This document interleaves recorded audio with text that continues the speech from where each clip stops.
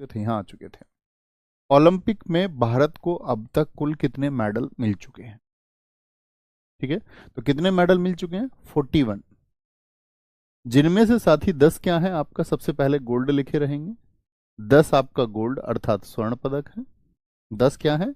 Gold अर्थात आपका स्वर्ण पदक है।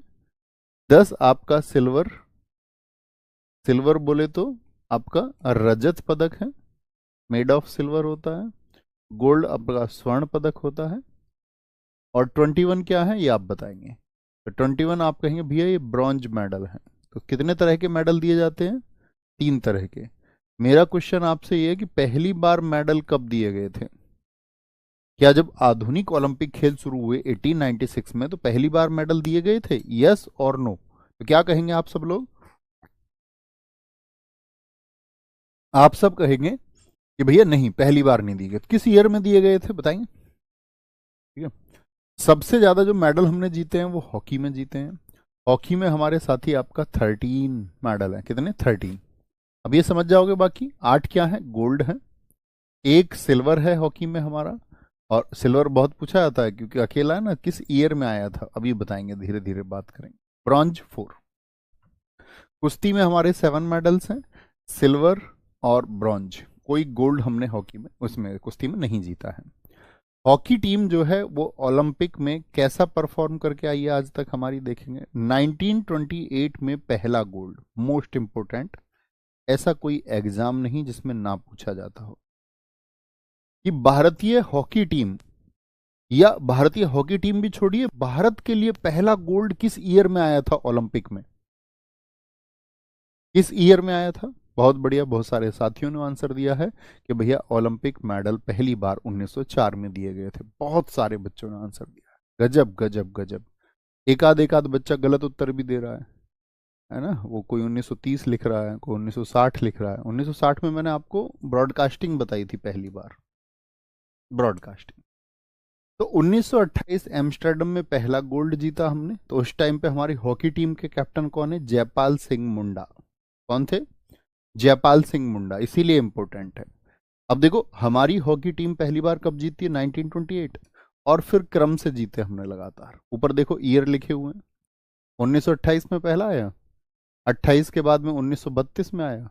कल मैंने आपको बताया 1936 में ओलंपिक खेल हुए थे क्या? आप कहेंगे नहीं भैया, वो तो सेकेंड वर्ल्ड वॉर की वजह से क्या हो गए थे, 1936 के हुए थे। हाँ 1936 के तो हुए, लेकिन 1940 और 44 के क्या हो गए थे? 1940 और 1944 के क्या हो गए थे? सेकेंड वर्ल्ड वॉर की वजह से कैंसिल हो गए थे। इसके तुरंत बाद में भारत आजाद हुआ 1947 में, 1948 में अगले हुए। फिर अगले 4 साल बाद 1952, फिर 1956। मतलब भारत की हॉकी टीम ने रुकने का नाम नहीं लिया। लेकिन पहली बार जो हमें रोक लगी गोल्ड जीतने में वो 1960 में लगी, 1960 में। देखना जरा ध्यान से। तो यहां पे एक गोल्ड हो गया, 2 3 4 5 6। लेकिन 1960 में हम जीते या नहीं जीते? यहां पे पाकिस्तान जीत गया था। कौन जीत गया था यहाँ पे? पाकिस्तान। और यहीं पे आया भारत का सिल्वर। ठीक है, फिर 1964 में हमने जीता, जी भैया। फिर 1980 में हमने जीता, जी भैया। और 1980 में ये हमारा हॉकी में लास्ट गोल्ड था। मतलब इन फ्यूचर हम शायद उसको फिर से पाएं तो तब वो डेटा आएगा। लेकिन अभी तक 1980 के बाद में हमने हॉकी में कोई गोल्ड नहीं जीता। ये फर्स्ट गोल्ड था हमारा, पहला गोल्ड था हॉकी में। 1980 में क्या हॉकी में लास्ट गोल्ड? ऐसे नहीं, क्योंकि इसके बाद तो आप देखोगे, मैं आपको अभी आगे बताऊंगा। 2008 में अभिनव बिंद्रा जी ने जीता, है ना। 2021 जो टोक्यो हुए वहां पर नीरज चोपड़ा जी ने जीता। ओके, कोई दिक्कत, कोई परेशानी? तो 1928, 1932 कितने हो गए टोटल बताएंगे गोल्ड? इनको तो मिटा दे जहां जहां पे जीते नहीं है आप, ये याद रखेंगे। 1960 में क्या भारत ने जीता? आप कहोगे नहीं भैया, भारत का विजय रथ रुका था। तो 4 ऑप्शन देके इतनी बार पूछता है कि निम्नलिखित में से किस वर्ष में भारत को हॉकी में गोल्ड मेडल नहीं मिला था। तो ये 4 ईयर देता, बहुत बार क्वेश्चन पूछा गया है। 4 ऑप्शन देता है, तो आपका आंसर क्या आ जाएगा? भैया 1960 में भारत इसमें गोल्ड नहीं जीत पाया था। बात क्लियर है। लास्ट हमारा कहां पे हुआ? मास्को में। पहला कहां पे हुआ था? नीदरलैंड में। पूछा जाता है कि मेजर ध्यानचंद हॉकी के किस ओलंपिक में कैप्टन थे? बहुत इंपॉर्टेंट डेटा है। 1936। बताओ इस टाइम तक हिटलर जो जर्मनी का चांसलर बन चुका था या नहीं? जैसे हमारे यहाँ पीएम होता है, हमारे यहाँ पीएम के पास पावर्स हैं, आप पढ़ते होंगे ना। भारत के यहाँ पे एग्जीक्यूटिव को कारिणी जो है हमारे यहाँ शक्ति किसके पास है देश में? भैया प्रधानमंत्री के पास। ऐसी जर्मनी में किसके पास है? तो जर्मनी में जो पावर्स हैं वो है आपका, जर्मनी में जो पावर्स है वो किसके पास में है? बोलो भी फटाफट से। बहुत बढ़िया, बहुत बढ़िया। जर्मनी में जो पावर है वो किसके पास में है? चांसलर के पास में है। क्या हुआ? कहाँ 30 हो गया? अच्छा, यहाँ पे 30 हो गया। नहीं भैया 36 होगा ना, 4 साल बाद आएगा। 30 के बाद 36 हो गए। 1936 होगा। 40, चार चार जोड़ लो ना। मैंने कल नहीं बताया आपको कि भैया 4 4 सालों के अंतर पे होता है, ये दो हुए नहीं है। 1936 से 30 नहीं है। देखो इसको देख लेना कभी, ये गलती से लिखा है ना। तो जर्मनी मैं बताया था आपको, चांसलर बन गया था हिटलर। तो यही वो ओलंपिक है जहां पे मेजर ध्यानचंद जी को प्रलोभन दिया था। किसने? जब उसने खेल देखा मेजर ध्यानचंद जी का, क्योंकि मेजर ध्यानचंद जी प्रयागराज में पल जन्मे और उनके पास साथ ही उन सारी चीजों का अभाव था जो एक एथलीट के पास होनी चाहिए। कहते कि रेलवे की पटरियों पर उन्होंने तैयारी की और उस बात का वो प्रतीक है मेजर ध्यानचंद जी कि आपके पास जो अभाव है ना आगे बढ़ने के लिए, अगर वो नहीं है तो ऐसा नहीं है कि आप तरक्की नहीं कर सकते हैं। ठीक है, प्रतिशतता कम होती है, लेकिन प्रतिशतता जब वो कम होने के बावजूद कोई व्यक्ति मेहनत करता है तो बड़े रिजल्ट्स लेके आता है। तो हिटलर ने देखा इनका गेम। इनके भाई भी थे, रूप सिंह। मेजर ध्यानचंद जी के भाई का क्या नाम है? रूप सिंह। वो भी ओलंपिक में जब हॉकी टीम थी तब खेलते थे। वो भी इन्हीं की तरह एक बड़े आपका हॉकी के प्लेयर थे। उनके नाम पे रूप सिंह क्रिकेट स्टेडियम भी है, आपने देखा होगा एमपी में या पढ़ा होगा। तो भाई साहब हुआ क्या कि ये तो एक मैच में 8 8 10 10 गोल करते थे। तो इनके लिए मैच बीच में से क्या हो गया आपका, शिकायतें होती थी बहुत ज़्यादा कि भैया इनकी तो कुछ आपका हॉकी की स्टिक में कुछ लगा हुआ है। तो इनकी हॉकी स्टिक की भी जांच हुई। एक बार बड़ा कमाल हुआ कि आपका मेजर ध्यानचंद मैच खेल रहे थे तो हाफ टाइम तक मेजर ध्यानचंद से कोई गोल नहीं हुआ। समझना आप, बड़े कमाल बात है। तो मेजर ध्यानचंद से उनके खिलाड़ियों ने पूछा कि ध्यानचंद आज क्या हुआ, आज गोल क्यों नहीं कर पा रहे हो? तो उन्होंने कहा भाई मैदान में गड़बड़ है, इसके मेजरमेंट में गड़बड़ है मैदान के में, और ये फुली मेजर्ड नहीं है। तो उन्होंने शिकायत कर दी बीच में कि भाई मैदान की माप करो। आप समझना प्रैक्टिस जो चीज़ होती है। तो उन्होंने जब शिकायत की तो सबने बोला यार कैसी बात कर रहे हो तुम, ओलंपिक में मैदान ठीक नहीं है। तो उस मैदान की मेजरमेंट हुई तो उसके जो मेजरमेंट्स थे वो 6 to 8 इंचेस कम या ज़्यादा थे। और उसकी वजह से उनकी जो सेट थी, मतलब उन्होंने डायमेंशंस पे प्रैक्टिस की थी। कहते हैं कि स्टूडेंट को प्रैक्टिस करनी चाहिए, इतनी खतरनाक प्रैक्टिस होनी चाहिए कि वो इधर उधर सब जानता हो। तो मतलब बड़ा लोगों को उस टाइम पे एक आश्चर्य हुआ कि यार बड़ी कमाल बात है, इतनी खतरनाक प्रैक्टिस। और मेजर ध्यानचंद ने तो ऑफर दे दिया, बोले कि भाई मेजर ध्यानचंद तुम हम तुम्हें सेना में बड़ा पद देंगे, तुम हमारे यहाँ पे आके काम करो। तो मेजर ध्यानचंद जी ने एक बात कही थी, बड़ी कमाल बात है। मेजर ध्यानचंद जी, तो उन्होंने पूछा तुम्हारे लिए तुम्हारे देश ने क्या किया? तो मेजर ध्यानचंद जी ने एक बात कही थी और आप भी सीखना उसको बड़े ध्यान से, सतर्क होकर सुनिए।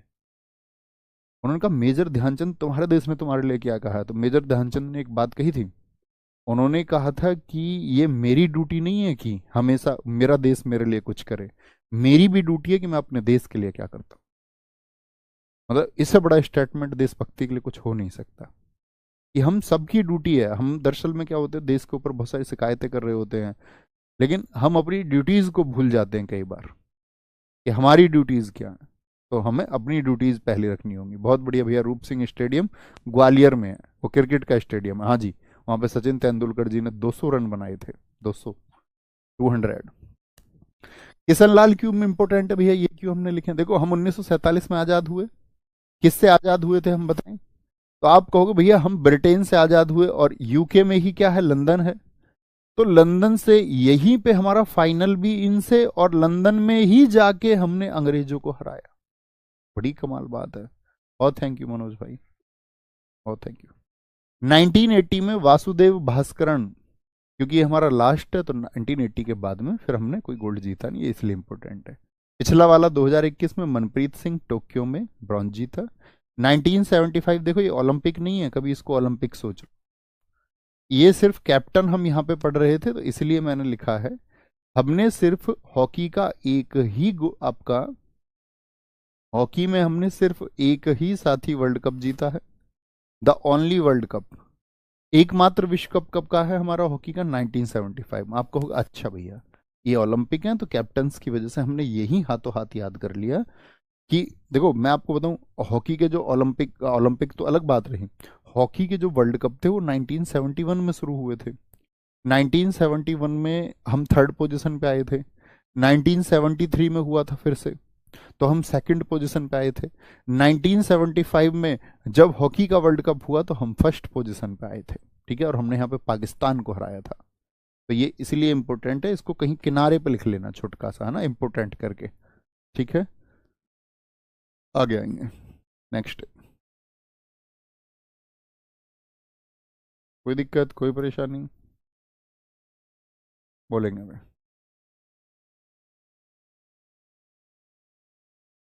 आगे आएंगे, नेक्स्ट।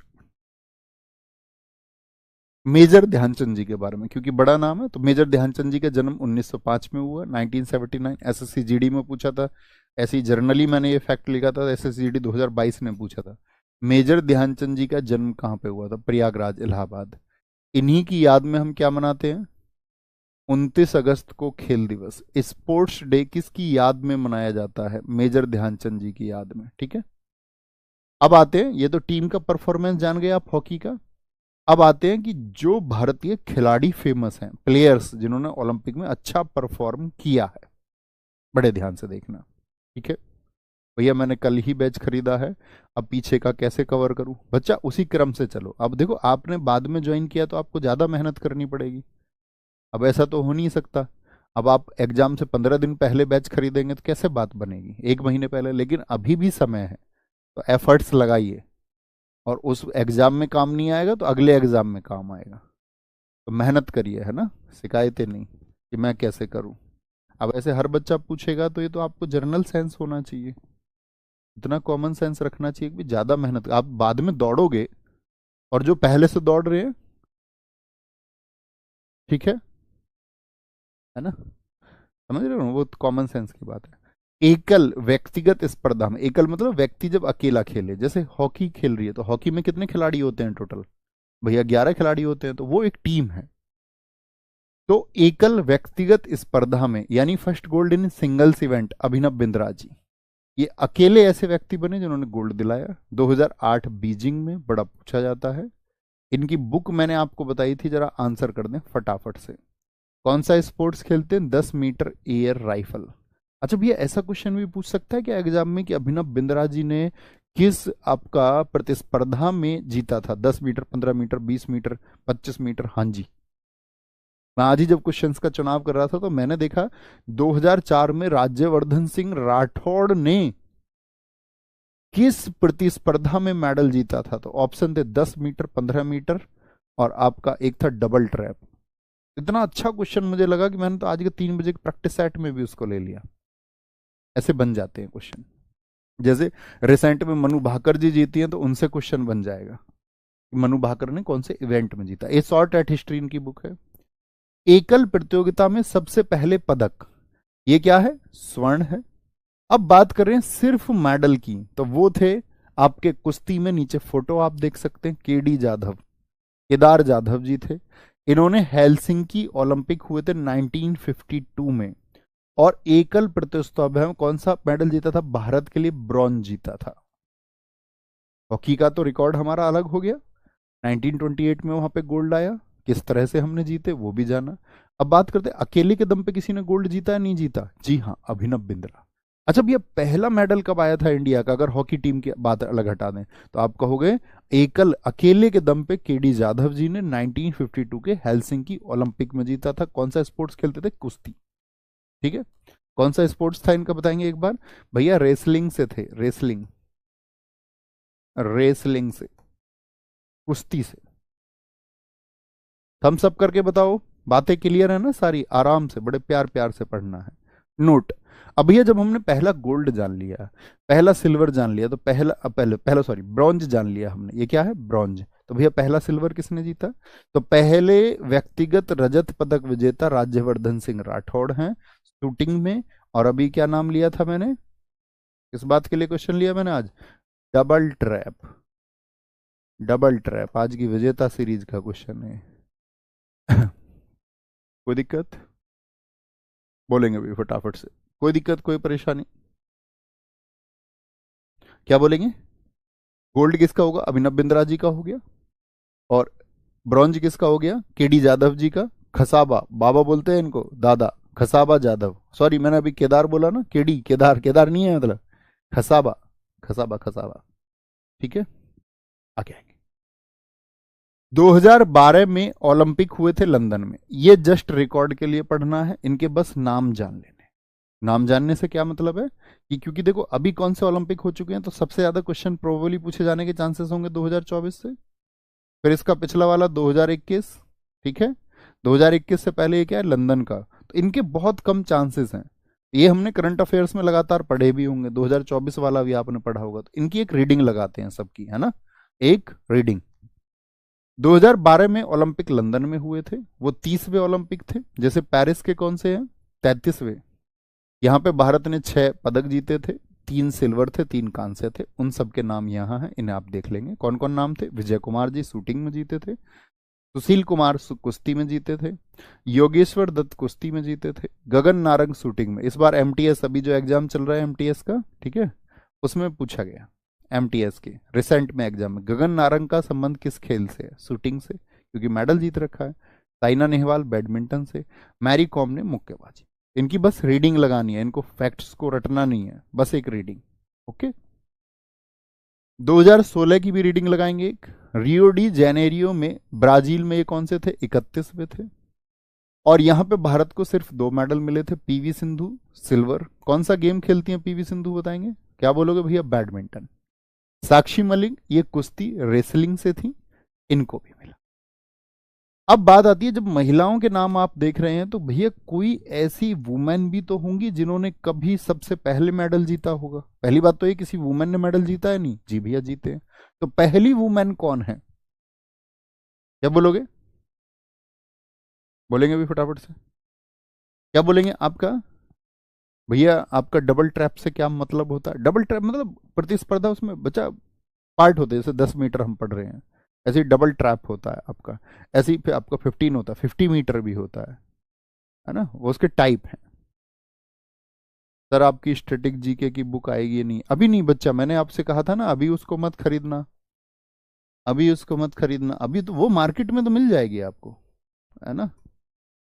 जो नई बुक है वो आएगी आपका, अभी उस पर काम चल रहा है अपडेशन के लिए। मैं ये सोच रहा हूँ, उसके लिए मैंने डिसाइड किया है कि जैसे आपको 2025 में कोई एग्जाम देना है, तो उस ईयर में फर्स्ट डे को आ जाए, फर्स्ट डे को मतलब 1 जनवरी को उसकी लॉन्चिंग हो जाए, है ना। बाकी तो आपके पास ये डेटा है ही, नहीं भी काम को चलाना है तो चलेगा, बिल्कुल चलेगा, कोई दिक्कत। पहली भारतीय महिला कर्णम मल्लेश्वरी हैं, ये फैक्ट बहुत ज्यादा पूछा जाता है। और कब जीता था भैया इन्होंने? सबसे पहली बात तो इनका संबंध रेसलिंग से है। और सन 2000 में जब सिडनी सिडनी में ओलंपिक हुए थे, सिडनी यानी कि ऑस्ट्रेलिया में जब ओलंपिक हुए, तब इनका मेडल आया। इससे है, रेसलिंग से है। और 2000 में सिडनी ओलंपिक में कौन सा मेडल जीता था? कांस्य पदक जीता था। स्वतंत्र भारत यानी जब भारत आजाद हो गया था, जैसे 1947 में भारत आजाद हुआ, तो पहली महिला एथलीट कौन थी? नीलिमा घोष थी। ये बस एक नाम याद रखना है। आप कहोगे भैया वो तो पूर्णिमा बनर्जी भी हमने पढ़ी थी 1920। तो बच्चों 1920 में भारत आजाद थोड़ी ना था, भारत तो आजाद हुआ 1947 में। लेकिन नीलिमा घोष जी का कोई मेडल नहीं आया है, नीलिमा घोष जी का कोई मेडल नहीं।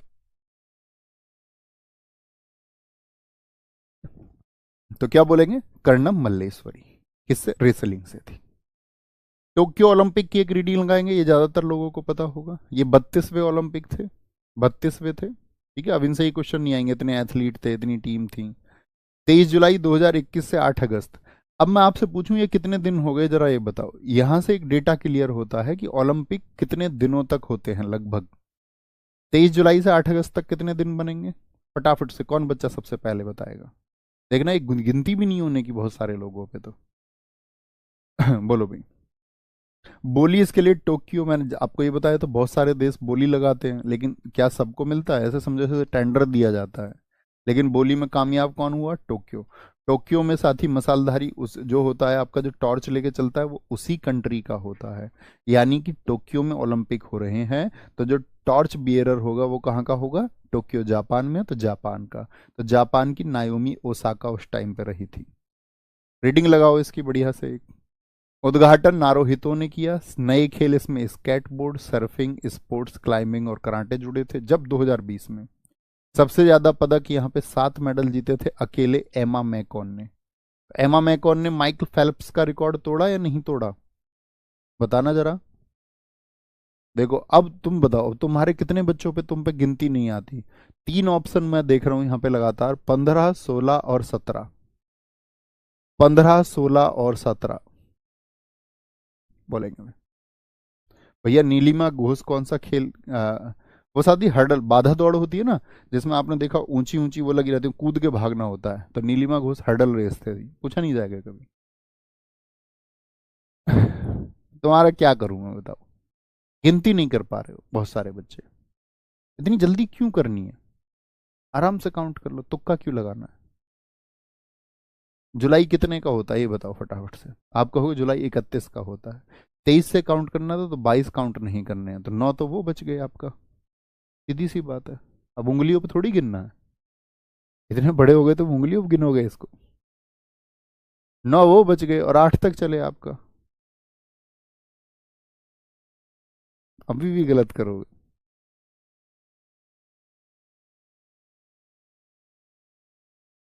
बहुत बढ़िया। चलो जोड़ लेना आराम से, लिख लिख के, छोटे बच्चे की तरह। भारतीय ध्वजवाहक कौन थे, मनप्रीत सिंह और मैरी कॉम थी, ठीक है। कौन थे, भारतीय ध्वजवाहक, तब की बात है, अब नहीं पूछा जाएगा। उस टाइम पे मुझे बताओ 2021 में भारत की रैंक कितनी थी, सिर्फ ये डेटा याद रखना है। 2021 में यानी पिछले वाले में अमेरिका 39 गोल्ड के साथ फर्स्ट पे था, और भारत की रैंक कितनी थी, 48। फटाफट से बताओ 2024 में भारत की रैंक कितनी है, पेरिस ओलंपिक में भारत की रैंक कितनी है। भारत के कुल पदक उस टाइम पे 7 आए थे।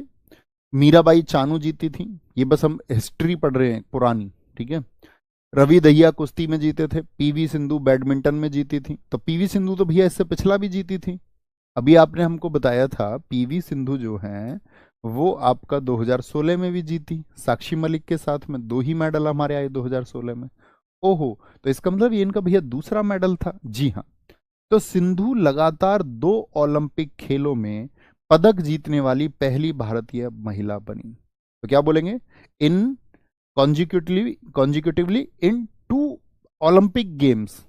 कॉन्जिक्यूटिवली मतलब लगातार 2 ओलंपिक खेलों में। भाई 2016 में इनका आ गया, 2020 में इनका आ गया। 20 वाले याद रख लेना, कोरोना की वजह से 20 में ना होके कब हुए थे, 21 में, 2021 में, 2021 में वो हुए। तो ये कौन बनी, ये पहली भारतीय महिला बनी, यानी इनसे पहले कोई ऐसी फीमेल एथलीट नहीं थी जिसने 2 मेडल जीते हो, ये पहली बनी है। अब तो आपको पता है 2024 में तो कौन बनी है ऐसी, मनु भाकर भी बनी है। भाई उनके भी कितने मेडल हो गए हैं, 2, यस और नो, यस और नो बोलेंगे। बहुत अच्छे, बहुत अच्छा आंसर आता हुआ बच्चों का। भैया ओलंपिक में भारत की इस बार पेरिस में 71वीं रैंक है, 71वीं। बहुत शाबाश, बहुत शाबाश। अब बेटा एक बात सोचना, आप में से जिसको इसका आंसर नहीं पता है, तो आपकी चीजों को जानने में रुचि कम है। कुछ बच्चे 80 आंसर कर रहे हैं, कुछ आपका ज्यादातर तो 71 लिख रहे हैं, है ना। बहुत बढ़िया। इससे पहले सिर्फ पहलवान सुशील कुमार थे जिन्होंने भारत के लिए 2 पर्सनल गोल्ड, व्यक्तिगत का मतलब होता है अकेले, not as a team, as individual, अकेले के दम पर जीतने का गौरव हासिल किया था। इनके भी 2008 और 2012 में 2 मेडल आए थे। तो क्या बताएंगे, पीवी सिंधु से पहले कौन दो व्यक्ति हैं, पीवी सिंधु से पहले कौन वो व्यक्ति हैं जिन्होंने 2 मेडल जीत रखे हैं लगातार। तो 2008 आपका एथेंस, नहीं 2004 के थे एथेंस, 2008 मतलब बीजिंग, और 2012 लंदन। ये किसने जीते, सुशील कुमार ने। और पीवी सिंधु ने 2016 और 2020। समझ रहे हो, पहले 2008 में हुआ, 2008-12 सुशील कुमार 2 लगातार मेडल, 2012 के बाद कब होगा, 2016 2020 पीवी सिंधु 2 लगातार medal. Okay boss. Lovlina Borgohain जीती थी, बजरंग पूनिया जीते थे, आपका हॉकी टीम मनप्रीत सिंह जीती थी। और मैंने आपको बताया था, जरा बताना लास्ट गोल्ड हमारा कब आया था हॉकी में, 1980। और 1980 के बाद में हमको मेडल ही नहीं मिला। तो 41 साल बाद, यानी कि 2021 में जब आपका ओलंपिक हुए, तो कितने गैप हो गया बताओ, 41 ईयर्स का भैया। और 41 ईयर्स के बाद में हमको हॉकी में कोई हमको मेडल मिला। ये तो बात रही थी हमारी। नीरज चोपड़ा जी तब आपका गोल्ड जीते थे, 87.58 मीटर भाला फेंक के। इन्हीं की मेमोरी में हमने 7 अगस्त को भाला फेंक दिवस को मनाना शुरू किया। जैवलिन थ्रो बोलते, भाला फेंकना मतलब समझते हो, जैवलिन थ्रो। अब तो पूरा देश जानता है इनको, ठीक है। नहीं तो इनसे पहले तो जैवलिन थ्रो नाम का गेम भी होता है, बहुत कम बच्चे जानते थे, है ऐसा या नहीं है। तो ये तो हुई पुरानी बातें जिनसे क्वेश्चन आने के चांसेस बहुत कम है। अब सबसे ज्यादा क्वेश्चन आने के चांसेस होंगे पेरिस ओलंपिक 2024 से। इसको बहुत ध्यान से पढ़ना। अच्छा, करंट अफेयर्स में किस किसने पेरिस ओलंपिक को बहुत बढ़िया से कर रखा है, बताओ जरा। भैया मैं ओलंपिक का कोई भी फैक्ट बता दूंगा। कौन से ओलंपिक थे, 33वें ओलंपिक थे। जो आपने अब तक पढ़ा हो डेटा और आज वाले डेटा को पढ़ना, आप कहोगे भैया ये हुई ना बात। चले, पेरिस ओलंपिक 26 जुलाई से 11 अगस्त तक हुए दोस्त। आप कहोगे भैया इस बार हुए हैं 16 दिन। कितने दिन हुए हैं, 16 दिन। कितने दिन होता है, तो एसएससी ने तो क्वेश्चन पूछा, ओलंपिक खेलों की जो अवधि होती है वो कितनी होती है। और उसने ऑप्शन दिए थे, जैसे 23 दिन, 16 दिन, 29 दिन, 33 दिन। बहुत बढ़िया, आनंद मेरे भाई, तुम्हारी बात पढ़ के आनंद आ गया। 26 जुलाई से 11 अगस्त 2024 के मध्य पेरिस किसकी राजधानी है, फ्रांस की, में 33वें ग्रीष्मकालीन ओलंपिक। अब देखो ग्रीष्मकालीन मतलब जो गर्मियों में होते हैं, और जो सर्दियों में होते हैं उनको भी अभी आगे पढ़ेंगे, वो विंटर ओलंपिक होते हैं। विंटर ओलंपिक होते हैं। ये हुई ना बात, देखो हमारी और बच्चों की बैठ लग गई है यहाँ पे। भैया मैं क्वेश्चन बता दूंगा कोई भी, सर मेडल भारत में ज्यादा क्यों नहीं है, चीन में ज्यादा है। बेटा पिछली क्लास में आंसर दिया मैंने इसी बात का।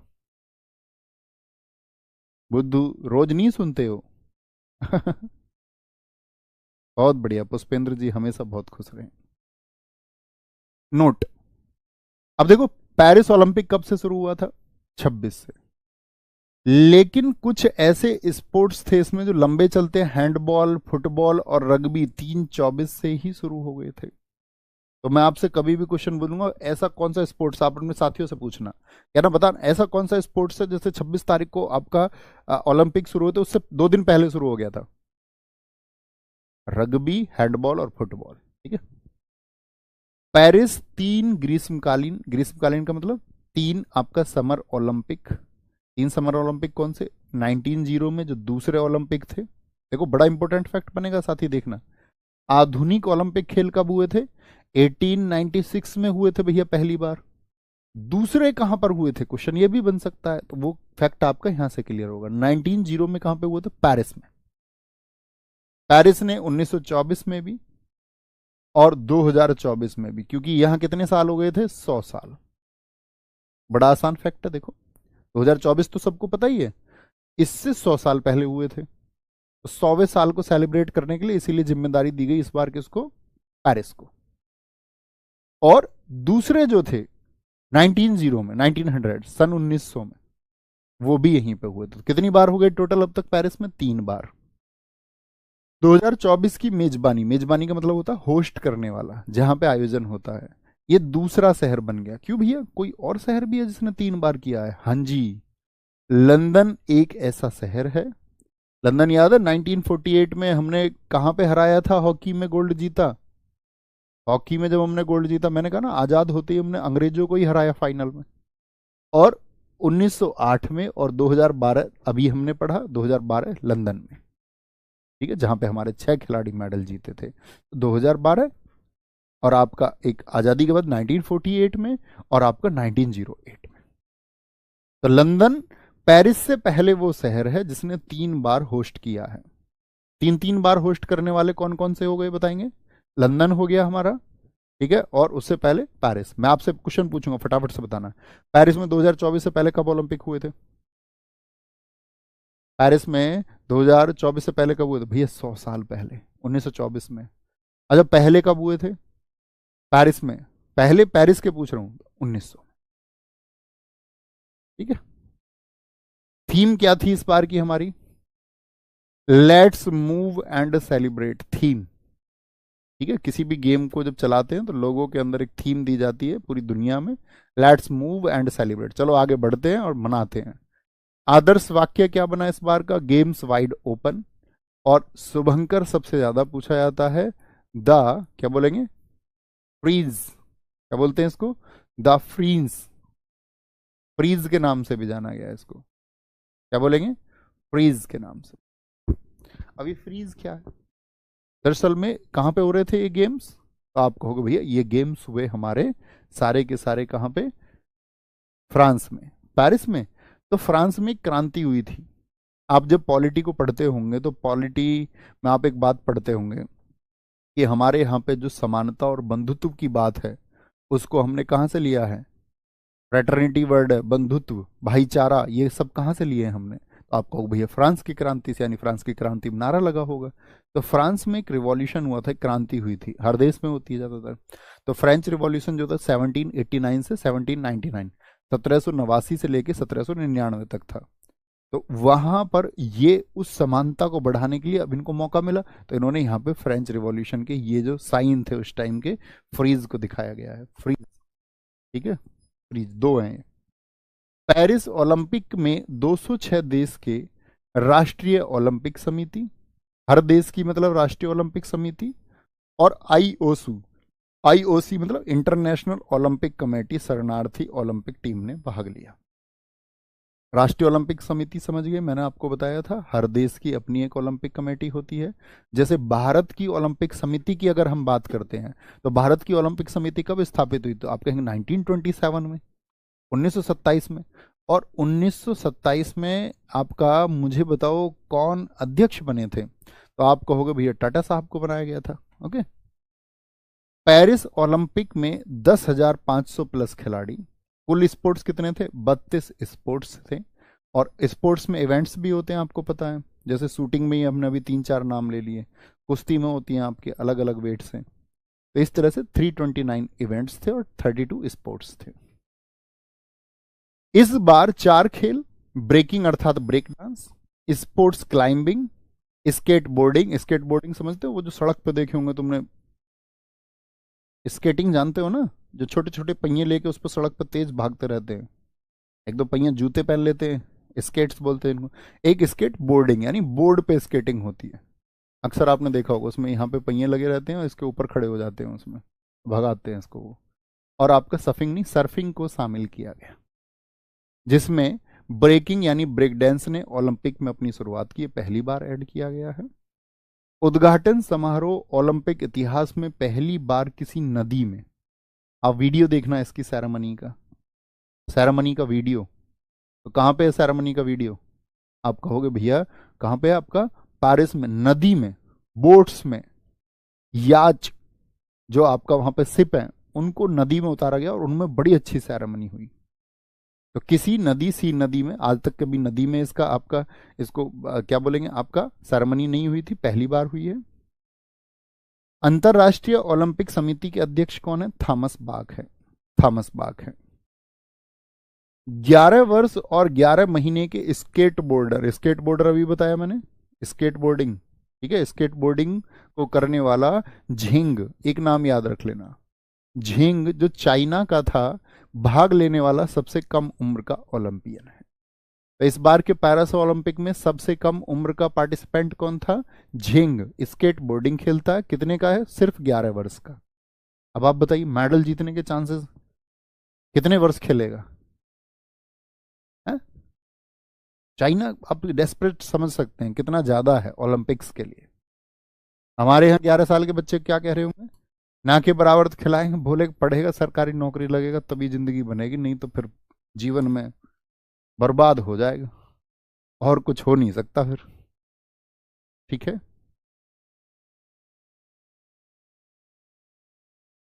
घुड़सवारी में स्पेन के 65 वर्षीय जुआन एंटेनियो जिमनेज, कौन? जुआन, स्पेन का 65 साल के दादाजी भी गए घुड़सवारी में। सैल्यूट करेंगे जब हम कहते हैं कि उम्र के आगे लोग हार मानते हैं, उनके लिए ये मैसेज है।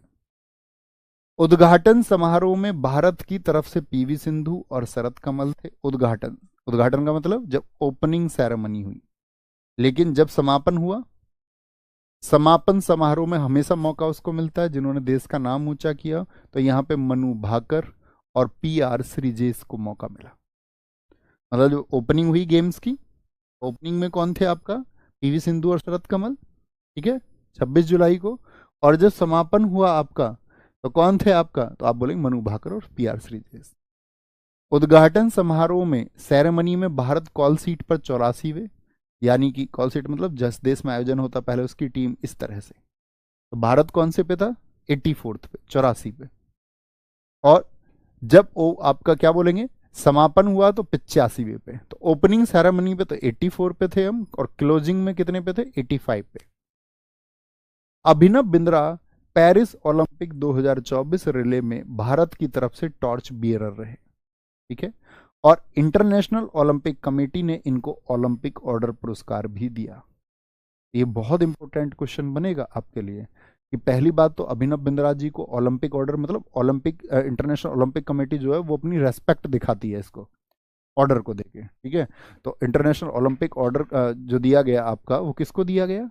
तो आप बोलोगे भैया इसको बोलते हैं रिजर्व्ड ओलंपिक ऑर्डर, अभिनव बिंद्रा जी को, क्योंकि इनसे पहले किसको मिला है ये बताएं इंडिया में।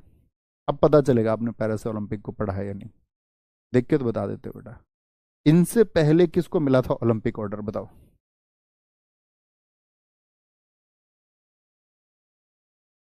बहुत शानदार, बहुत शानदार। बहुत अच्छी बात है अविनाश भाई, इतना ही हौसला आपको रखना है। सर जितना आपने पढ़ा है मैंने बहुत अच्छे से रिवाइज करके तैयार किया। करते रहिए, रिवीजन करते रहिए, जरूर तैयार होता है। कई बार तो जब हम अपने इनिशियल फेज में होते हैं तो हमको ऐसा लगता है चीज़ें यार भूल रहे हैं हम, कैसे होगा कैसे नहीं होगा। लेकिन जब आप चीज़ों को रिवाइज करेंगे तो आप ही वो छात्र होंगे जो ये कहेंगे हाँ भैया चीज़ें पहले से बेहतर हुई हैं। तो जब पहले से बेहतर हुई हैं तो और ज़्यादा बेहतर की जा सकती है, उससे भी ज़्यादा बेहतर की जा सकती है। आपको क्या लगता है जब मान के चलो मैं पहली बार पढ़ा रहा हूँ तो मुझे याद होगा? आज भी मुझे बहुत सारी चीज़ें याद नहीं होती हैं। कई बार तो ऐसा होता है कमेंट्स देख के बच्चे हेल्प करते हैं, है ना, कई चीज़ों को। लेकिन मैक्सिमम चीज़ें जो याद होती हैं उसका रीज़न होता है क्या बार बार हमने उसको बोला है। अब कम से कम 100 बार स्ट्रेटेजी की पढ़ाई होगी, ये अंतर होता है बस। बहुत बढ़िया, इंदिरा गांधी जी को मिला है, ये हुई कमाल बात। ये वो बच्चे हैं जो बैट में मुझको हरा रहे हैं, इन्होंने शर्त लगा के मुझको हरा दिया, देखो, है ना। इसके पूर्व में इंदिरा गांधी जी को यह अवार्ड मिला, जिन्होंने नोट्स बनाए होंगे उनको पता होगा, और किसी बच्चे को पहले से भी पता होगा।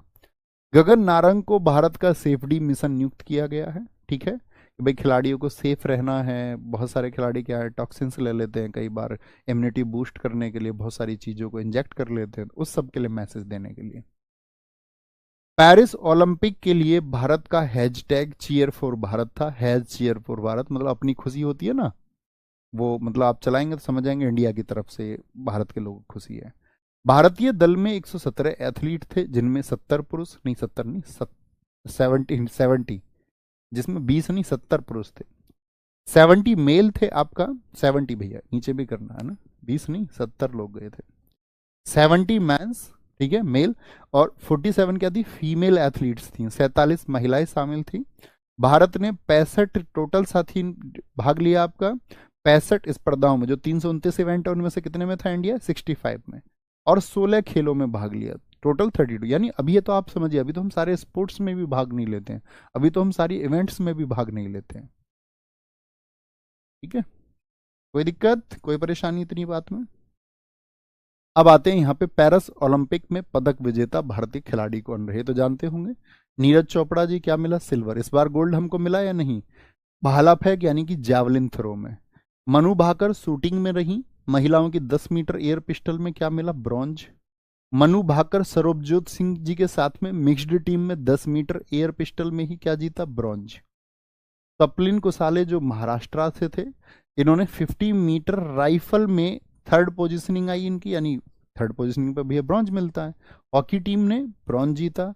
और अमन सहरावत, इन्होंने कुश्ती में 57 केजी में ब्रॉन्ज जीता, अमन सहरावत। और सबसे इंपॉर्टेंट बात क्या है? अमन सहरावत सबसे कम उम्र के ओलंपियन बन गए हैं। ठीक है, सबसे ज्यादा क्या बोलेंगे? सबसे कम उम्र के ओलंपियन बन गए। भैया भारत रत्न पॉलिटिशियन को ही क्यों दिया जाता है? तुम पॉलिटिशियन को वोट ही क्यों देते हो? देते हैं ना वोट, चुनते हैं उनको, शक्ति उनके पास में। अपने लोगों को भैया ज्यादा देंगे।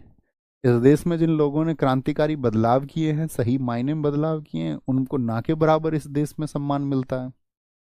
उनको ना के बराबर सम्मान मिलता है। सम्मान मिलता है किनको? नेताजी लोगों को। ठीक है, देश ही ऐसा, देश का कल्चर ही ऐसा बनाया गया है। कोई आएगा जो बदलेगा इस कल्चर को। मनु भाकर ने 2024 ओलंपिक में भारत के लिए पहला पदक जीता। इस बार कितने मेडल आए हमारे, बताएंगे भैया जी? टोटल 6 मेडल आए। इन 6 में सबसे पहले मनु भाकर ने पहला मेडल दिलाया हमको, और अमन सहरावत सबसे युवा बने। मनु भाकर ओलंपिक निशानेबाजी में पदक जीतने वाली पहली, क्या बोलोगे, निशानेबाजी में पहली। भाई इनसे पहले पीवी सिंधु जीत चुकी हैं, साक्षी मलिक जीत चुकी हैं। इनसे पहले तो भैया अगर हम बात करें आपका, हमारी बॉक्सर मैरी कॉम जीत चुकी हैं, और भी मेडल इनसे पहले आ चुके हैं। लेकिन निशानेबाजी में इनसे पहले किसी ने था। तो क्या पूछेगा आपसे? शूटिंग में फर्स्ट मेडल लाने वाली फीमेल कौन है? तो आपका आंसर आएगा मनु भाकर है। कौन सी कैटेगरी में है? 10 मीटर, 10 मीटर आपका शूटिंग में। साथ ही स्वतंत्र भारत में ओलंपिक के एक ही एडिशन में 2 पदक जीतने वाली पहली भारतीय। देखो अभी मैंने आपको बताया था पीवी सिंधु ने 2 मेडल जीते, लेकिन क्या एक ही ओलंपिक में जीते थे? यस और नो, यस और नो। तो आप कहेंगे भैया 2008, 2008 और 2012 सुशील कुमार ने जीते थे, और सुशील कुमार जी ने जीते अलग अलग में जीते। 2016 और 2020, 2020, क्या बोलेंगे ये किसने जीते थे, बताएंगे एक बार? तो आप कहोगे भैया पीवी सिंधु। लेकिन क्या एक ही ओलंपिक में? आप कहेंगे नहीं। आप कहोगे भैया ये 2 मेडल एकमात्र ओलंपिक में मनु भाकर जी ने जीते हैं। ठीक है, दिक्कत? भारत के ओलंपिक इतिहास में 2 कुश्ती जीतने वाले खिलाड़ी नीरज चोपड़ा रहे। सुशील कुमार जी ने जीता, नीरज चोपड़ा जी 2020 में गोल्ड जीता था, इस बार सिल्वर जीता। पीवी सिंधु भैया जीत चुकी हैं 2 बार, और अब मनु भाकर चौथी इंडियन हो गई हैं, चौथी इंडियन। लेकिन एक ही ओलंपिक में 2 मेडल आने वाली पहली है। इन सब ने अलग अलग में जीता, जैसे नीरज चोपड़ा 2016 2020, पीवी सिंधु क्या 2016 2020, इनका क्या सॉरी 2016 2020 2024 रहा नीरज चोपड़ा जी का, 2020 2024। पीवी सिंधु बताओ भाई 2000 2016 2020, सुशील कुमार 2008 2012, है ना?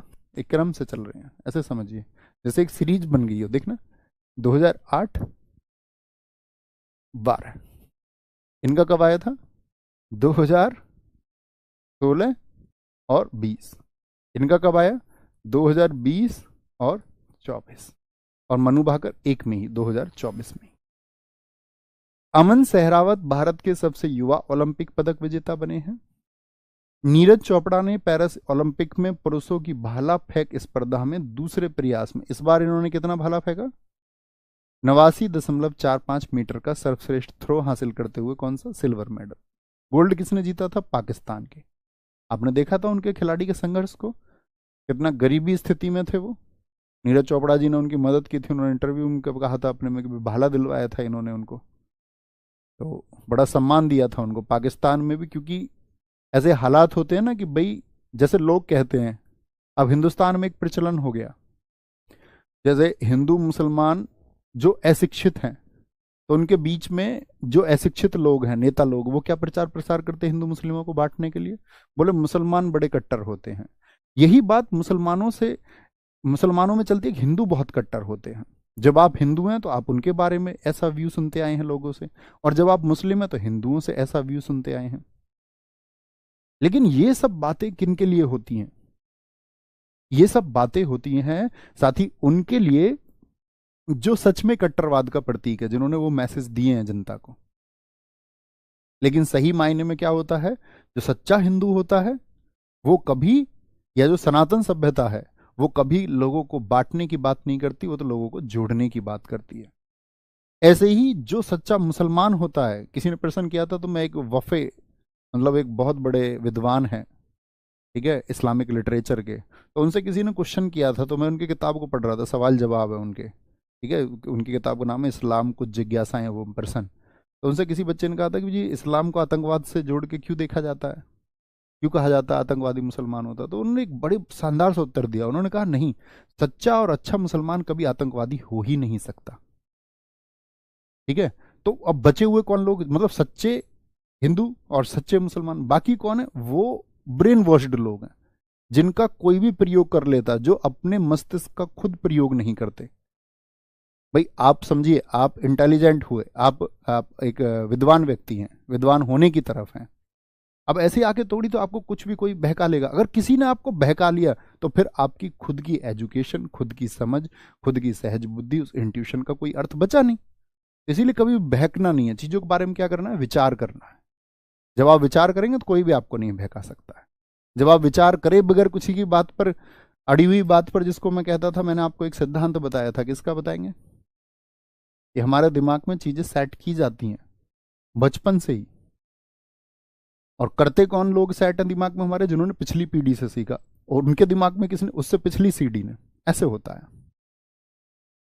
तो नीरज चोपड़ा जी इस बार रजत पदक जीते। तो खेल भावना के लिए देखिए पाकिस्तान के लिए कितना प्रेम मिला, देश की तरफ से प्रेम मिला, नहीं मिला? तो हिंदुस्तान प्रेम करना जानता है, ठीक है। अब लेकिन मान के चलो पाकिस्तान से कोई उधर से पता चलता फायरिंग हुई है, तो हमारा देश प्यार थोड़ी ना देगा इस बात पे कि भाई आओ इनसे प्यार कर लेते हैं, इन्होंने गोली चलाई है।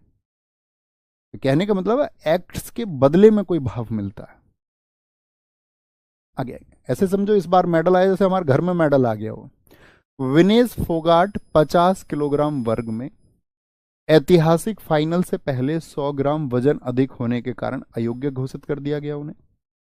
इससे पहले उन्होंने क्वार्टर फाइनल में वर्ल्ड चैंपियन यूई सुसाकी को हराया था, और यह मेडल तो उनका फिक्स हो गया था, वही फाइनल रह गया था बस, तो कोई मेडल ही नहीं दिया गया इनको। भारतीय पक्ष में मेडल के लिए court of arbitration for sport CAS में अपील की, लेकिन उसे खारिज कर दिया गया। आर्बिट्रेटर ऑफ स्पोर्ट, यहाँ पे क्या होता है? आपको कोई भी शिकायत करनी है तो पूछ ले, ओलंपिक की उस शाखा का क्या नाम है जहां पे आपको कोई कंप्लेंट करनी होती है एट ड्यूरिंग ओलंपिक गेम्स, तो आप कहेंगे CAS है। जी हाँ, अरशद नदीम थे पाकिस्तान से, बिल्कुल ठीक है। साथ ही विनेश फोगाट ने कुश्ती से संन्यास लेने की घोषणा कर दी। हरमनप्रीत सिंह की अगुवाई में हॉकी टीम ने ओलंपिक हॉकी के इतिहास में 13वां पदक दिलाया। मैंने आपको बताया यहाँ पे क्या रहे हैं हमारे, 8 आपका गोल्ड रहे हैं, 4 आपके ब्रॉन्ज रहे हैं और 1 सिल्वर रहा है 1960 में। 8 गोल्ड भी मैंने आपको बता दिया, बाकी 4 सिल्वर हैं हॉकी में। तो कुल कितने मेडल हैं हॉकी में हमारे? 13। पुरुष हॉकी टीम द्वारा ओलंपिक इतिहास में अब तक जीते गए 8 स्वर्ण, 1 रजत और 4 कांस्य पदक हैं। भारतीय टीम ने सेमीफाइनल में जर्मनी से हार गई, लेकिन कांस्य पदक के ब्रॉन्ज मेडल के लिए जो मैच हुआ था हॉकी टीम का, उसमें स्पेन को हमने हराया था, तब हमने अपना ब्रॉन्ज फिक्स किया। भारत की ओर से रिलायंस फाउंडेशन की संस्थापक नीता अंबानी को इंटरनेशनल ओलंपिक कमेटी IOC का सदस्य चुना गया। तो IOC की भारतीय सदस्य कौन है भैया? नीता अंबानी। और साथ ही में पेरिस में इंडिया हाउस का उद्घाटन हुआ। किसने किया? ये भी नीता अंबानी ने किया। स्पोर्ट्स ब्रांड प्यूमा, प्यूमा समझ रहे हो, जिसपे वो, जिसके शूज पे आप देखोगे शेर का साइन होता है। तो प्यूमा इंडिया ने पेरिस ओलंपिक 2024 में भारतीय दल के ऑफिशियल फुटवियर के लिए, आधिकारिक फुटवियर के लिए, किसके लिए? ऑफिशियल फुटवियर के लिए इंडियन ओलंपिक जो साथी आपका इंडियन ओलंपिक एसोसिएशन है उसके साथ में पार्टनरशिप कर ली है। अदानी ग्रुप जो गौतम अदानी का है, अदानी ग्रुप को पेरिस ओलंपिक 2024 में भारतीय टीम के लिए मुख्य प्रायोजक घोषित किया गया है। मतलब एक स्पॉन्सर होता है हमेशा गेम्स में, प्रायोजक का मतलब होता है जो स्पॉन्सर करता है गेम को, ठीक है। पर प्रचार प्रसार भी उसका होता है, लेकिन जो पैसा होता है फिर उसी का लगता भी है वहाँ पे, मैनेजमेंट में, चीज़ों के खर्चे में, और उसके एड्स वगैरह होते हैं फिर वहाँ पे, ठीक है। जैसे मान के चलो कभी इवेंट्स होते हैं, जैसे आप बहुत सारे लोग आते हैं भाई आपका इवेंट कर लेते हैं। अभी यूपी में हुआ था ना खेल, कबड्डी हुए थे ना आप यूपी में, यूपी खेल के नाम से, तो वो सब लोग आए थे यहाँ। तो वो सब लोग यहाँ पे आके मिले तो उन्होंने मुझसे एक बात कही कि जी हम इसको प्रायोजित कर दें, मतलब आपका नाम आएगा टीवी वगैरह पे सब जगह, और आप इसके लिए जो पैसे खर्च कर दें। मैंने कहा भैया हाँ, ऐसे ही ठीक है, ठीक है। अदानी ग्रुप को पेरिस ओलंपिक में, याद है ना बाईजूस का क्या हुआ था, बाईजूस आपने देखा होगा, क्रिकेट, उनको तो क्रिकेटर्स ने पहना, इस देश में तो क्रिकेट से ज़्यादा तो इस टाइम पे प्यार ही नहीं है किसी को, तो क्रिकेटर्स ने पहना उसको, अपने यहाँ लगाया था बाईजूस को चेस्ट पे। पर आपने देखा ही बाईजूस का क्या हुआ, बहुत सारा मतलब जो एड्स के थ्रू लोग आएंगे, जैसे RW है उसकी एक पहचान है, एड्स नहीं चलते, ठीक है।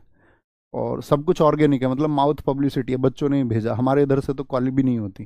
जैसे ज़्यादातर क्या होते हैं, इंस्टीट्यूट कॉल्स कराते हैं तो वे बच्चों से बात कर लो, बहुत सारे लोगों ने वेंडर्स बना रखे हैं कि कैसे बच्चों को कोर्स दिलाओ। हमारे यहाँ क्या है कि ठीक है बच्चा लेगा तो खुद लेगा अपने आप ही स्वयं, तो माउथ पब्लिसिटी हुआ। जैसे जैसे बच्चे सेलेक्ट हुए, गाँव गाँवों से बच्चे सेलेक्ट हुए, उसने अपने मोहल्ले में बताया, मोहल्ले में जब गांव में सिलेक्शन हुआ तो पड़ोसी गांव को बताया, दोस्तों को बताया, तो वो एक चैन अपने आप ही बनी है, जो एक विश्वास से बनी हुई है। ऐसे नहीं कि कंट्रोवर्सी करके किसी को कुछ अच्छा कर रहा है तो उसको कुछ बोल दिया और फिर लाइमलाइट में आ जाएं, फिर थोड़ा बहुत आप बिजनेस कर लें, थोड़ा बहुत कुछ कमाई हो जाए, वो एक पहचान नहीं रही है, ठीक है। तो प्रायोजक का काम ही ये होता है कि अपने एड्स रन कराना और उसके लिए पैसा खर्च करना। भारतीय टेनिस खिलाड़ी रोहन बोपन्ना और हॉकी गोलकीपर PR श्रीजेश ने भी क्या कर दिया, संन्यास लेने की घोषणा कर दी। भारतीय इंडियन आर्मी के साथ ही एक सेवारत अधिकारी, मतलब सेवारत अधिकारी का मतलब होता है कि सर्विंग आपका आर्मी ऑफिसर हैं, मतलब ऑन ड्यूटी हैं, लेफ्टिनेंट कर्नल काबिलन साई अशोक। ये क्या भैया, ये भी ओलंपिक में खेलने गए थे? नहीं, पेरिस ओलंपिक 2024 में भारत की ओर से मुक्केबाजी में सबसे युवा ओलंपिक रेफरी बन गए हैं। किसमें भैया? बॉक्सिंग में। रेफरी समझ रहे हो ना, जो देखता है गेम्स को ध्यान से, दोनों खिलाड़ी परफॉर्म कर रहे हैं, अभी रुकना है, अभी रोकना है, कितने पॉइंट्स हो गए, उस सब पे ध्यान रखता है ना। सबसे युवा ओलंपिक रेफरी बन गए, किसमें? बॉक्सिंग की वजह से, बॉक्सिंग। ओके बॉस, यहां तक का काफी है ना आज। यहां से फिर पढ़ेंगे कि भारत के इस बार के ओलंपिक में कौन कौन पदक से चूक गया था, क्योंकि जो पदक से चूके हैं ये नहीं पूछेगा किसको मेडल नहीं मिला है, उनके मेडल में वो किस इवेंट से रिलेटेड है, ठीक है। जैसे अविनाश सांबले है, ये स्टीपल चेस से है, तो इन फ्यूचर क्वेश्चन पूछे जाएंगे अविनाश सांबले जी का संबंध किस स्पोर्ट से है, वो किस स्पोर्ट से रिलेट करते हैं। ठीक है बॉस, ठीक है बॉस, बताएंगे भी फटाफट से, आगे आएंगे, बोलेंगे भैया। भैया एक लड़का भी तो है आलोक राठी, वो करता प्रमोशन, आपका नहीं। हमारा प्रमोशन मतलब हमारे थ्रू नहीं करता होगा, उसको लगता होगा कि भाई बच्चे ज़्यादा हैं RWA से पढ़ने वाले, और वो RWA से पढ़ के आपका प्रेरणा स्रोत होना चाहिए। वो इस SSC GD में उसके 160 में से 160 मार्क्स है पिछली बार, अच्छी बात है ना, आपको प्रेरणा लेनी चाहिए। तो उसको लगता होगा भाई बच्चे RWA से पढ़ने वाले, मैं भी RWA से पढ़ने वाला, तो बच्चे पसंद करेंगे, उस हिसाब से वो कंटेंट देता होगा कुछ, है ना। ये तो अच्छी बात है भाई, आप भी कल कामयाब हो गए, आप कल टॉप करें। मैं तो ये कहूँगा कि आप अच्छे से रन करें, आपको बच्चों में फेस जाएगा, आप पढ़ाएं उनको अच्छे से, अगर आपके अंदर पढ़ाने की क्वालिटी है हो जाएगी इनहेंस, मेहनत करें, आप भी पढ़ाएं अच्छे से, ये तो अच्छी चीज़ होती है, इससे बढ़िया कुछ होता नहीं। Okay okay okay, thank you, नमस्ते, जय हिंद, जय भारत, टेक केयर, मिलते हैं कल एक अच्छे रिवीजन के साथ में, थैंक यू।